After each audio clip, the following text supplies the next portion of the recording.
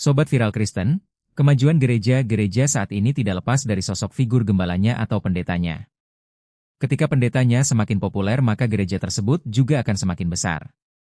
Sehingga ada pendeta-pendeta tersebut yang membangun image demi menggait banyak jemaat.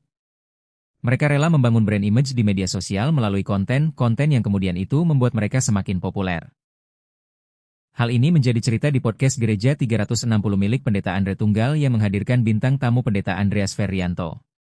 Dalam podcast ini diceritakan bagaimana sosok pendeta yang tidak bisa jadi diri sendiri, atau main copy paste gaya pendeta lain demi untuk menarik perhatian jemaatnya.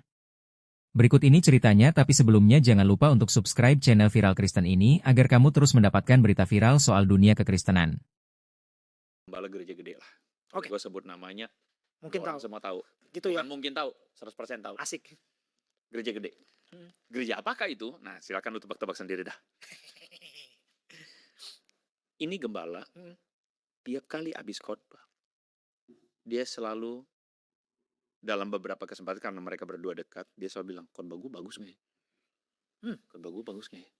Khotbah gue bagus nggak ya? Karena dia sangat Dekat maksudnya. bukan. Atau- Poinnya si pendeta nih, gembala nih, karena dia sangat khawatir hari itu jemaatnya tidak Relate atau tidak. bukan tidak relate, jemaatnya tidak puas dengan khotbahnya. Oke. Tidak puas dengan khotbahnya, dan bahkan kelihatan gestur-gesturnya tuh dia kayak harus berpenampilan lebih tua dari umurnya. Dia harus menaruh wibawa yang lebih. Jadi kadang-kadang dia nggak jadi dirinya sendiri. Oke. Kita sama-sama inilah dalam Pelayan dunia yang firman ya. sama lah, pelayan firman. Oke. Gue bersyukur Menarik satu hal nih, gue bersyukur satu hal nih, menjadi diri sendiri, yang apa adanya, Ya. bergumul dengan firman dan proses Tuhan. Itu tuh indah banget. Ketika kita mengkhotbahkannya, kita apa adanya, kita nggak perlu palsu. Tapi di satu sisi gue melihat pengalaman ada hamba Tuhan yang quote-unquote terjebak, itu yang gue bilang tadi. I see. Terjebak dengan ekspektasi orang, dan dia sendiri yang bangun ekspektasi itu akhirnya. Dan akhirnya dia menjadi satu lingkaran yang terus berputar. Dan hari ini jemaatnya gila banyak. Tapi gue lihat kasihan. Terlepas dari apapun itu ya, tapi dalam aspek ini saja, wah, Berat ya kalau seperti itu berat. ya. Gue boleh berpendapat di sini. Silakan dong. Justru kan kita ngobrol. Dalam hal ini, brother, kita sebagai sesama pembicara, kita ngomong apa adanya aja ya. Yoi. Sometimes you feel nggak deliver nggak?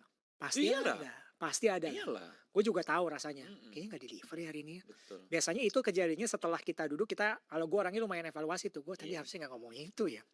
Kok bisa ngomong itu ya? Kok bisa ngomong itu Kok malah nggak ngangkat ya? Gitu. Iya kan? Iya. Kok malah bisa belok ke sono ya? Iya.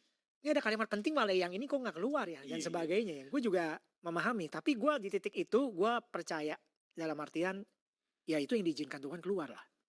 Jadi itu part dimana yang memang udah. Sisanya kan firman yang ditaburkan gak bakal kembali sia-sia. Itu aja yang gue pegang. Jadi gue juga berdamai dengan diri gue sendiri. Iya. Ini satu part nih. Part kedua yang lu ngomong tadi yang gue pengen kita coba highlight sampai gue catat di sini mengenai khotbah dan tokoh atau mungkin ada ekspektasi ya. Gue jujur aja. Gue tuh suka kan memerhatikan banyak pembicara-pembicara di Indonesia dan di luar negeri. Gue di Indonesia kagum lah ada dengan satu sosok. Wah. Bahkan gue role modelnya mungkin kalau berkhotbah mungkin pengennya kayak dia. Gak tahu lu ngalamin atau enggak ya. Lu mungkin lihat beberapa ini kan. Oke. Jadinya gue kadang dulu sebelum pelayanan lebih matang sekarang. Jujur. Pasti gue pengen kayak dia mestinya ya. Yoi. Gitu ya. Terus? Looks-nya layaknya kayak dia ya. Atau gaya gue bicara setenang itu ya. Iya. Poin-poin prinsip yang dihadirkan seini ya. Coping bahkan beberapa khotbahnya dia tuh gue punya banyak. Gue coba catat. Gue ambil prinsip-prinsip yang memang juga gak salah juga. Dalam fase itu kita coba ya. Kan ada fase di mana mungkin sebenarnya kita sebagai apprentice ya, kita memang mungkin harus kayak quote and quote kayak copy paste. Ya gue paham.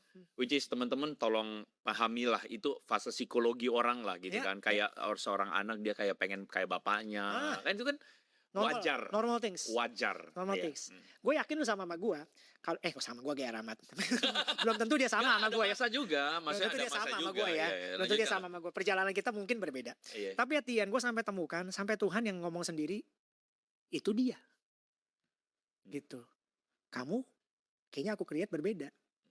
Jadi ya gue ngerti ya kalau buat gue ya, ada fase yang tadi lu bilang, ya udah kita di fase ini kita coping, misalkan lihat pengen jadi kayak siapa. Nanti seiring perjalanan semakin dewasa lu akan ketemu sih menurut gue kalau lu memang serius bergumul dengan ini dan cuman Iya, nggak pengen cuman copy paste doang ya menurut iya, gue. iya. Tapi sering lu mau menemukan diri lu sendiri dan panggilan di dalam Tuhan bagaimana lu berkhotbah konteks ini, nanti lu ketemu ini gaya lu.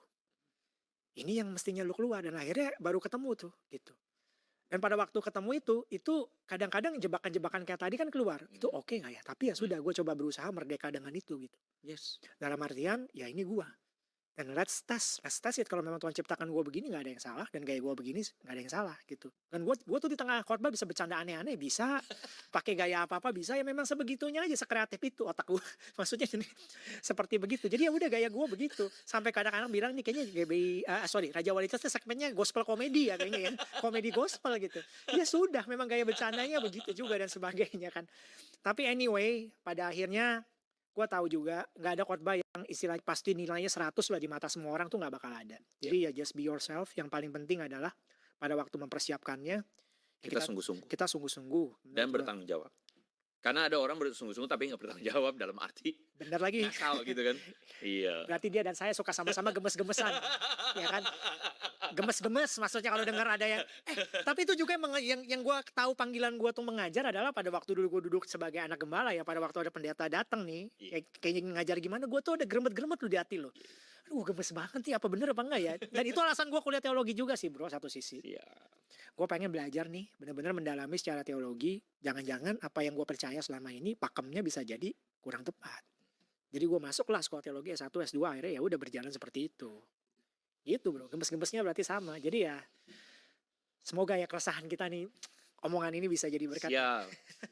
Jadi Anda masih penasaran pendeta siapakah yang saya tadi maksudkan? Silakan penasaran di situ ya.